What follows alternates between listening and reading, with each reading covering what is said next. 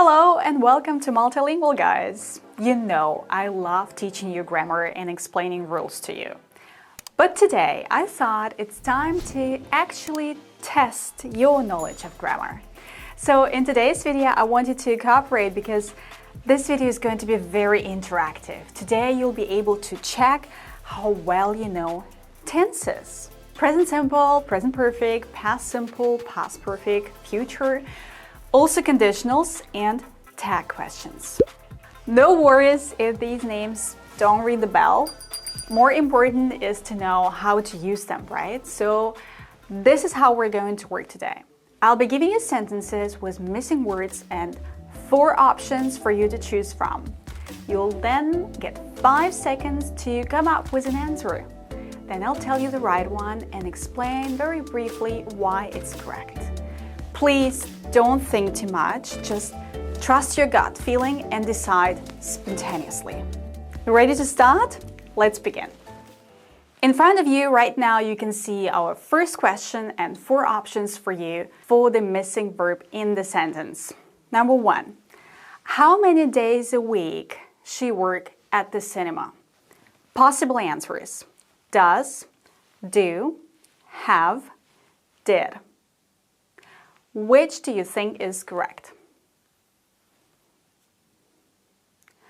Does. For present simple, we use the verbs do or does. But because we have she here, the right verb would be does. How many days a week does she work at the cinema, right? We're speaking about general truth or everyday actions about her work. This is usually present, present simple, and the right verb is does. Let's go to the next one. Number 2.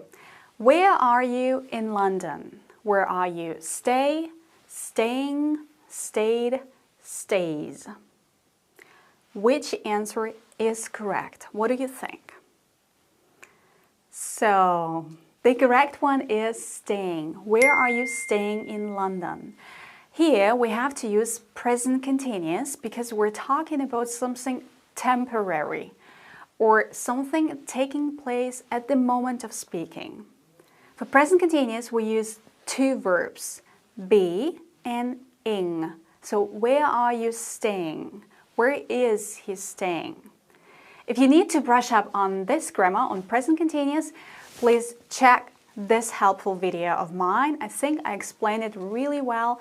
What exactly is the difference between present simple and present continuous? Now let's level up the task. What is correct in this sentence? Number 3. How is the match going? Your team. Does your team win? Did your team win? Are your team winning or is winning? What is correct?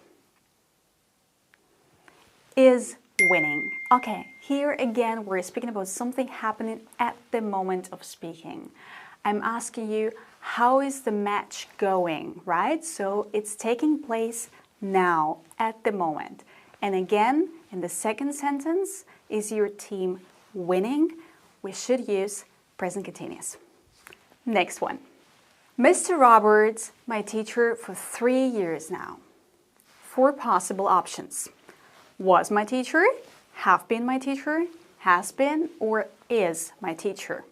Please pay attention to the time phrase for 3 years. It's tricky.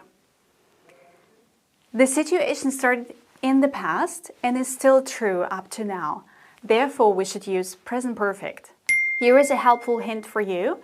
The time phrases for 3 years, for 5 weeks, for a year, this is usually a sign for you to use present perfect. Next one.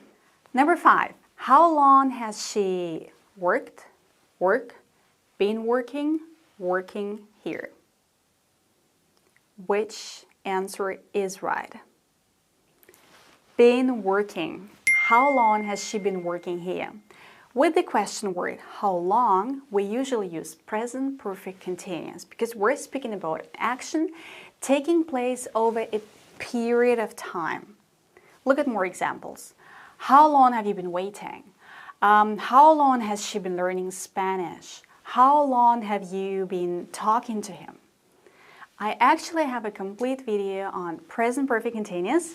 Check it out if you're seeking more help. Number 6, we were over the moon because all of us have passed, had passed, passed, were passed the test. This is a tricky one, but try to choose the right answer. Had passed. We were over the moon because all of us had passed the test. Had passed is past perfect and refers to an action before another moment in the past. So first we passed the test and then we were happy. So in one sentence it's we were all happy because we had passed the test. Let's continue. Number 7. It's the first time I. All the answers right in a test. Have got, get, got, had got. Which one is right? Have got. It's the first time I've got all the answers right in a test. Why have got? Well, because the phrase, it's the first time, is always followed by present perfect. Look at more examples. It's the first time I've met a celebrity. It's the first time I've seen a real zebra. It's the first time I've seen one of Karina's videos. So, it's the first time followed by present perfect. 8. Take an umbrella. The weather forecast says it will rain, would rain, is going to rain, or will be rain. The weather forecast says it's going to rain. Alright, so here is the question. Will or going to? You know, there are two options to express the future tense. But if you want to predict something that is obvious, you should use to be going to. You look at the sky or you look at your weather app and you see that the weather is going to change. It's going to rain. It's going to snow. It's obvious. It's predictable. Going to for obvious predictions. Let's continue. My train at 6:25 is going to arrive, will arrive, is arriving, or arrives. Which one sounds best? Arrives. My train arrives at 6:25.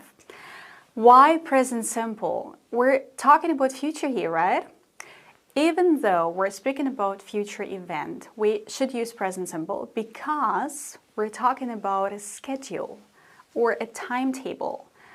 A bus, buses, trains, airplanes, flights, they all have schedules or timetables.